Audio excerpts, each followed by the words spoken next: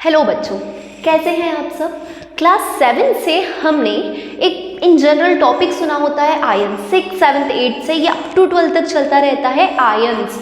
तो basically ions क्या होते हैं और ये फॉर्म कैसे होते हैं। हम जनरली क्या करते हैं, सारे आयन्स लर्न कर लेते हैं और किस मेटल में या किस एलिमेंट में कौन सा आयन है, पॉजिटिव है या नेगेटिव है, हम जनरली उसको रट लेते हैं। बट आयन्स फॉर्म कैसे होते हैं आइए जानते हैं। अगर आपने आयन्स को फॉर्म करने की ट्रिक एक बार सीख ली देन आपको इतना सारा आयन्स रटने की ज़रूरत बिल्कुल भी नहीं होगी। ठीक है, आपने देखा होगा कुछ एलिमेंट्स में +2 चार्ज लगा होता है, कुछ में -2 लगा होता है, कुछ पे +4 होता है, कुछ पे -1 होता है। तो ये सारे चार्जेस कैसे फॉर्म होते हैं आइए हम देखते हैं। तो इसकी जो पूरी कहानी है वो होती है वैलेंसीज से स्टार्ट। और वैलेंसीज कैसे होती है, जो भी हमारे एटॉमिक नंबर्स होते हैं अगर वो आपको याद है तो आप बहुत इजीली वैलेंसीज निकाल सकते हैं। ठीक है, तो जैसे मैंने एक एग्जांपल लिया हुआ है सोडियम मेटल का।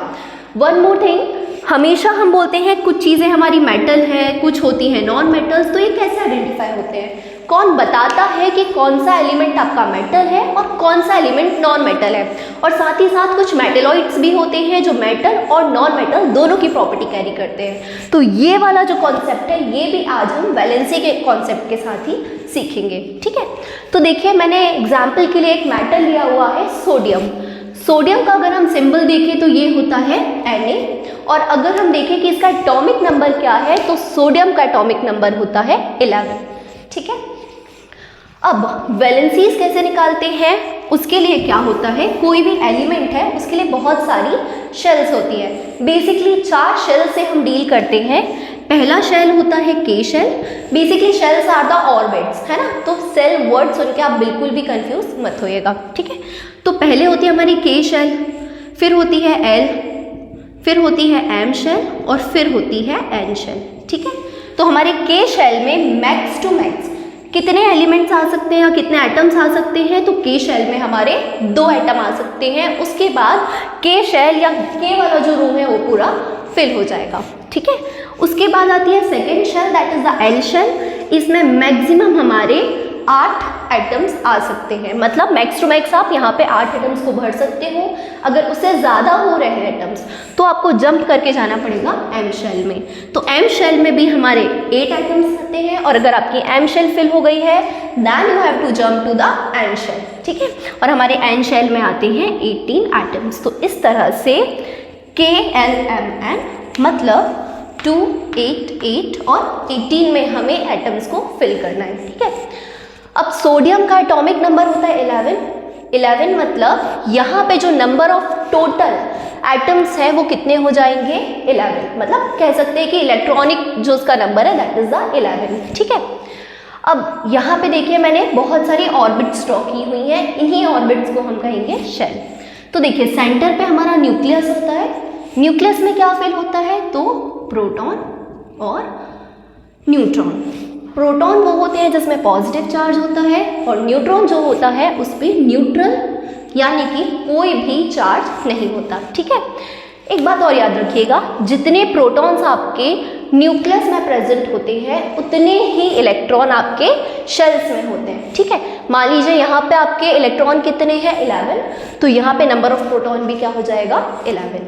ठीक है, अब चलिए प्रोटॉन तो हमने सेंटर पे फिल कर दिया, न्यूट्रॉन भी हमारा सेंटर पे फिल हो गया। अब बारी है इलेक्ट्रॉन्स को भरने की।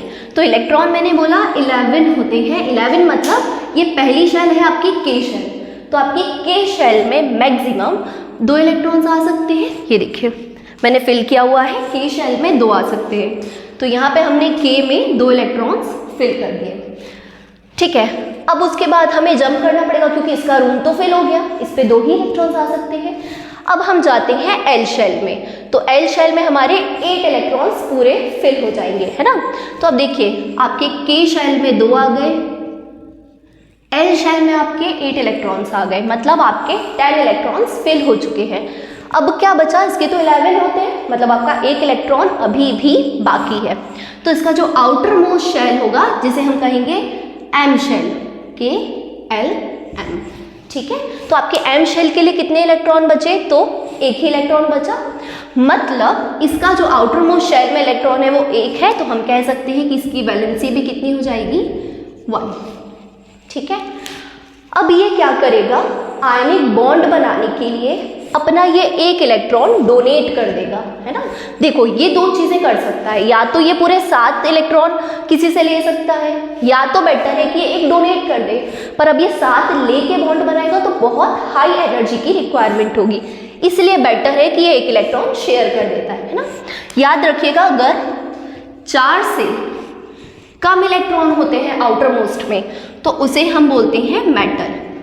क्यों? क्योंकि इस कंडीशन में जो भी एलिमेंट है वो अपने इलेक्ट्रॉन दे देता है, मतलब कि अगर आपका 1, 2 या 3 इलेक्ट्रॉन्स है आउटर मोस्ट में तो ये हमेशा इलेक्ट्रॉन को देकर अपना जो बॉन्ड है वो कंप्लीट करेगा। ठीक है, इसलिए इन्हें हम क्या बोलते हैं, मेटल। ठीक है, अब अगर 4 से ज़्यादा होते हैं इलेक्ट्रॉन, 4 से ज़्यादा मतलब कि 5, 6 या 7, है ना, तो ये क्या करता है, हमेशा एटम्स को लेता है अपना बॉन्ड बनाने के लिए, तो इन्हें हम क्या बोलते हैं, नॉन मेटल्स। ठीक है, अब देखिए ये डोनेट कर रहा है, तो जब भी कोई भी चीज़ डोनेट की जाती है उसके ऊपर पॉजिटिव चार्ज आता है, और ये सब क्या करते हैं, हमेशा इलेक्ट्रॉन्स को ले लेते हैं। तो जब भी ये इलेक्ट्रॉन्स को लेंगे, तो क्योंकि इलेक्ट्रॉन इस तरह से लिखते हैं, मतलब इलेक्ट्रॉन पर नेगेटिव चार्ज हो रहा है, तो अगर इलेक्ट्रॉन ले रहे हैं ये, तो ये क्या हो जाएंगे आपके नॉन मेटल।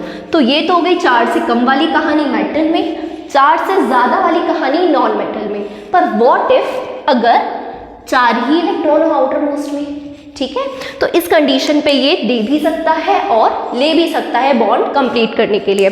तो इस तरह से बने हुए जो मेटलॉइड्स रहते हैं, मतलब इसे ना तो हम मेटल कहेंगे और ना ही नॉन मेटल, इन्हें हम क्या बोलेंगे, मेटलॉइड।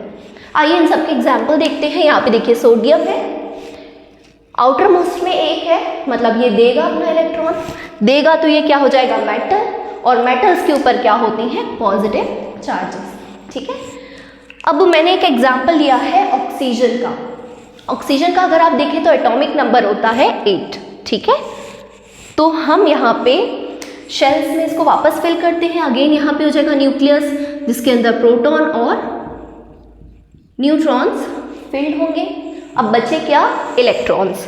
तो इलेक्ट्रॉन्स देखिए, पहला शेल है आपका के शेल, के शेल में मैक्सिमम 2 इलेक्ट्रॉन्स आ सकते हैं, हमने ये फिल कर दिए 2 इलेक्ट्रॉन्स। ठीक है, आइए अब हम सेकेंड शेल में जंप करते हैं। तो यहाँ पे क्या हो जाएगा, एल शेल। अब एल शेल में 2 तो फिल हो गए, टोटल इसके पास थे 8। ठीक है, तो 8 में से अगर हम 2 माइनस करेंगे तो क्या आ जाएगा, 6, तो 6 इलेक्ट्रॉन बचे। अब इसके जो 6 इलेक्ट्रॉन है वो इसके एल शेल में फिल हो गए। अब यहाँ पे देखिए, अगर आउटर मोस्ट में 6 इलेक्ट्रॉन होते हैं, मतलब 5, 6 या 7 कितने भी होते हैं, 5, 6 या 7 होते हैं, तो ये क्या करता है, बॉन्ड बनाने के लिए 2 इलेक्ट्रॉन्स को लेगा, है ना।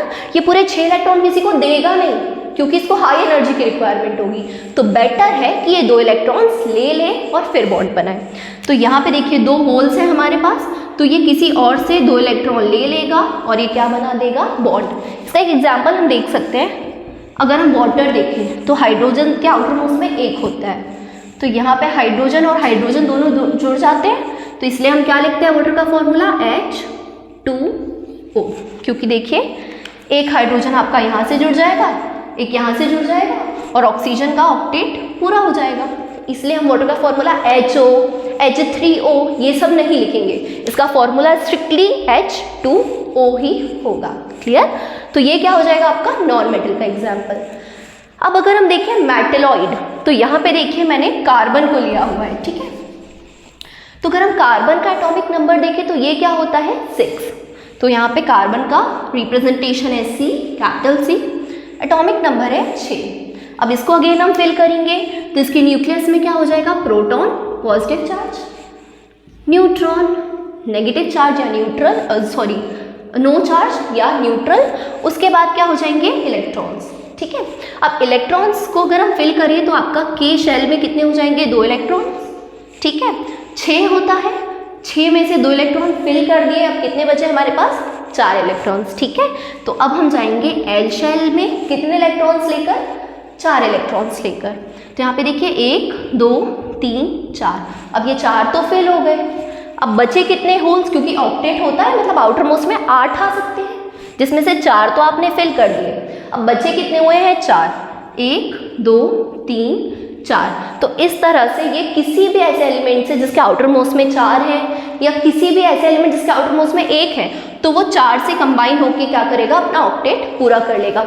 यहाँ पे भी अगर हम देखें कि मैं एक हाइड्रोजन जोड़ दूँ, यहाँ पे भी, यहाँ पे भी और यहाँ पर भी, तो ये क्या बन जाएगा, CH4 मीथेन। ठीक है, तो इस तरह से कार्बन ने क्या कर लिया, अपना बॉन्ड पूरा कर लिया। तो कार्बन क्या हो जाएगा, हमारा मेटलॉइड का एक एग्जाम्पल। ठीक है, अब हम देखते हैं आयंस और उसका फॉर्मेशन। तो फॉर्मेशन हमने देख लिया कि यहाँ पे क्या हो जाएगा, ये 2 ले रहा है तो यहाँ पे -2 हो जाएगा, ये 1 शेयर कर रहा है या डोनेट कर रहा है तो यहाँ पे +1 आ जाएगा, और यहाँ पे क्योंकि ये ले भी सकता है और दे भी सकता है तो ये क्या हो जाएगा, मेटलॉइड। ठीक है, अब आयंस क्या होते हैं, तो they are basically the charges on element. मतलब कोई भी एलिमेंट लिखते हैं ना, जैसे Na+ लिख दिया, तो ये क्या होते हैं, चार्जेस ऑन द एलिमेंट, मतलब एलिमेंट के ऊपर लगा हुआ चार्ज ही आपका क्या है, आयन। ठीक है, 2 टाइप होते हैं, जो हमारा पॉजिटिव चार्ज होगा वो हो जाएगा हमारा केशन या केटायन, उसके बाद नेगेटिव चार्ज क्या हो जाएगा, हमारा एनायन। ठीक है, तो 2 टाइप होंगे, पॉजिटिव एंड नेगेटिव। अब ये क्या होते हैं, इक्वल होते हैं, मतलब जितने पॉजिटिव चार्ज होते हैं उतने ही नेगेटिव चार्ज। जैसे मैंने आपको यहाँ पे ही बताया था कि मान लीजिए हमारे पास इलेक्ट्रॉन कितने हैं, 6 हैं, तो यहाँ पे प्रोटॉन भी न्यूक्लियस में 6 ही होंगे, तभी तो एक एक की अट्रैक्ट करके रखेंगे, जितने प्रोटॉन उतने इलेक्ट्रॉन को अट्रैक्ट करके रखेंगे, है ना। तो इसलिए ये अनइक्वल नहीं होंगे, इक्वल नंबर में होंगे, तभी तो ये बंधे रहेंगे एक दूसरे से। ठीक है, तो ये क्या हो जाएगा, equal number of positive and negative charges. उसके बाद they form stronger ionic bond. ठीक है, बॉन्ड बेसिकली 2 टाइप के होते हैं, कोवलेंट एंड आयनिक। यहाँ पे क्योंकि हम आयंस पढ़ रहे हैं तो मैं आयनिक बॉन्ड बता देती हूँ, ये सबसे स्ट्रॉन्गेस्ट बॉन्ड होता है, क्योंकि नेगेटिव चार्ज और पॉजिटिव चार्ज एक दूसरे को स्ट्रांगली अट्रैक्ट करके रखते हैं, इस वजह से इसीलिए आयन से बनने वाले बॉन्ड को हम आयनिक बॉन्ड बोलते हैं, और ये क्या होते हैं, they are the stronger bond. तो होप आपको समझ आया होगा आयंस क्या होते हैं, आयनिक बॉन्ड्स कैसे फॉर्म होते हैं, वैलेंसी कैसे निकालते हैं, मेटल के ऊपर क्यों प्लस चार्ज ही आता है और नॉन मेटल के ऊपर क्यों नेगेटिव चार्ज ही आता है, और मेटलॉइड के ऊपर चार्जेस नहीं होते हैं क्योंकि इसमें क्या होते हैं, आउटर मोस्ट में चार्ज, मतलब दे भी सकते हैं इलेक्ट्रॉन्स, डोनेट भी कर सकते हैं या ले भी सकते हैं। So thank you for watching, please like, share and subscribe our channel.